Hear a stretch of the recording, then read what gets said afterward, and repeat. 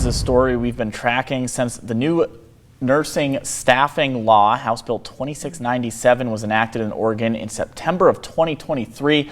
Today we have new information as we've talked to the Oregon Health Authority and some frontline employees. And they are sharing insights into the challenges in hospital staffing, partially Asante Rogue Regional Medical Center. They're facing meetings that they need new requirements for. Let's turn to Newswatch 12's Samantha Cadero, who's been digging deeper into what these complaints entail for us. Sam. Yeah, Haley, Tim, I'm just out front, one of the Asantes that's involved in many of the violations, and I've been doing a lot of digging these past few days. Now, here are some key bullet points before we jump in. The updated safe staffing laws took effect on September 1st of 2023.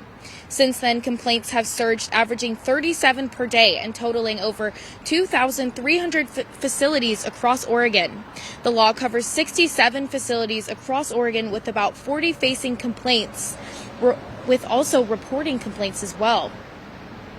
The Oregon Health Authority has been receiving a wave of complaints. The hospital staffing regulation comes from the legislature, and it's negotiated by the nurses unions and the hospitals together. So our role is really to come and investigate complaints about those systems.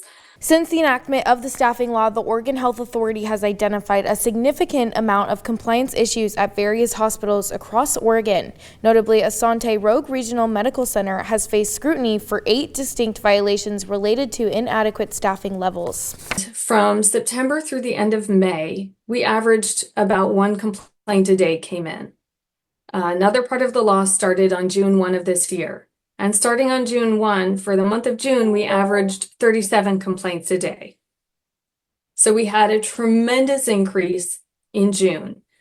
We've received over 2,300 complaints. We are currently investigating 495 complaints.